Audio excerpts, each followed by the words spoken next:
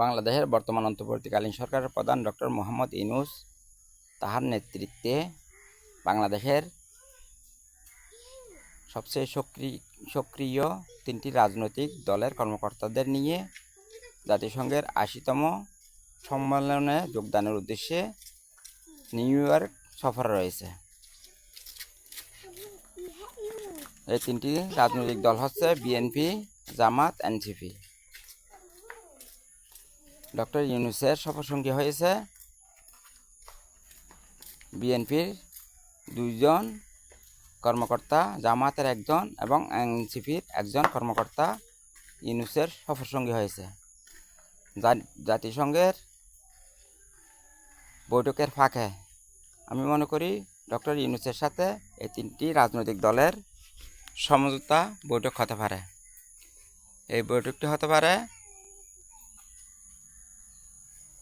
ত্রয়োদশ জাতীয় সংসদ নির্বাচন কেমন হতে পারে, কোন দল আগামী দিনে সরকার পরিচালনা করতে পারে, ওই সরকারে ডক্টর মোহাম্মদ ইউনূসের ভূমিকা কী হতে পারে এবং বৈষম্যবিরোধী ছাত্র আন্দোলন থেকে শুরু করে বর্তমান অন্তর্বর্তীকালীন সরকারের পরিপূর্ণ মেয়াদ পর্যন্ত সামাজিক, অর্থনৈতিক, রাজনৈতিক, বৈদেশিক যেসব কর্মকাণ্ড সংঘটিত হয়েছে এইসব কর্মকাণ্ডের বৈধতা প্রসঙ্গে আলোচনা হতে পারে।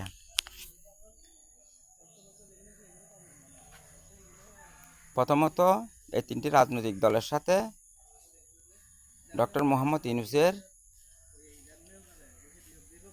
বৈষম্যবিরোধী ছাত্র আন্দোলন থেকে বর্তমান অন্তর্বর্তীকালীন সরকারের মেয়াদকাল পর্যন্ত যেই সব অর্থনৈতিক, সামাজিক, রাজনৈতিক, বৈদেশিক কর্মকাণ্ড সংঘটিত হয়েছে এগুলোর বৈধতা আদায় করে নেওয়া এই তিনটি রাজনৈতিক দল থেকে। এই তিনটি রাজনৈতিক দল যদি ডক্টর ইউনূস সরকারের যাবতীয় কর্মকাণ্ডের বৈধতা প্রদান করে তাহলে আসবে বাংলাদেশের ত্রয়োদশ জাতীয় সংসদ নির্বাচন কেমন হতে পারে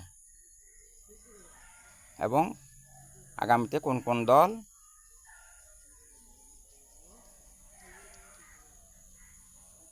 বাংলাদেশের রাষ্ট্র পরিচালনার দায়িত্বভার গ্রহণ করতে পারে। আমি মনে করি এই ক্ষেত্রে ডক্টর ইউনূস এবং তিনটি রাজনৈতিক দলের সাথে বিএনপিকে আগামী দিনের সরকার পরিচালনার দায়িত্ব দিয়ে, জামাতকে বিরোধী দল করে, এনসিপিকে কয়েকটি আসন দিয়ে সরকারের অংশীদার করে আগামী দিনে রাষ্ট্র পরিচালনা হতে পারে। এই ধরনের একটা সমঝোতা হতে পারে কিংবা নির্বাচন প্রক্রিয়ার মাধ্যমে সংগঠিত হতে পারে।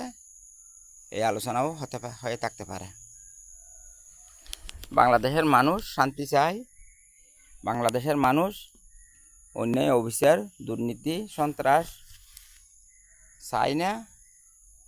তাই বাংলাদেশের সর্বস্তরের মানুষ মনে করে আগামীতে যদি বিএনপির নেতৃত্বে জামাতকে বিরোধী দল করে, এনসিপিকে সরকারের অংশীদার করে এবং অন্যান্য রাজনৈতিক দলকে সরকারের অংশীদার করে যদি আগামী 5 বছর যদি বাংলাদেশের রাষ্ট্র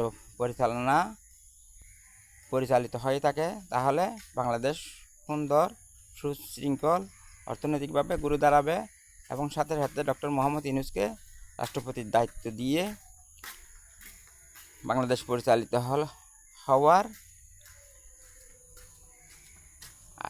আশা ব্যক্ত করে সর্বস্তরের জনসাধারণ। আপনারা যদি আমার সাথে একমত পোষণ করেন তাহলে একটি লাইক এবং একটি শেয়ারের মাধ্যমে কমেন্টে জানান। ওয়া মা তৌফিক ইল্লা বিল্লাহ। আসসালামু আলাইকুম ওয়া রাহমাতুল্লাহি ওয়া বারাকাতুহু।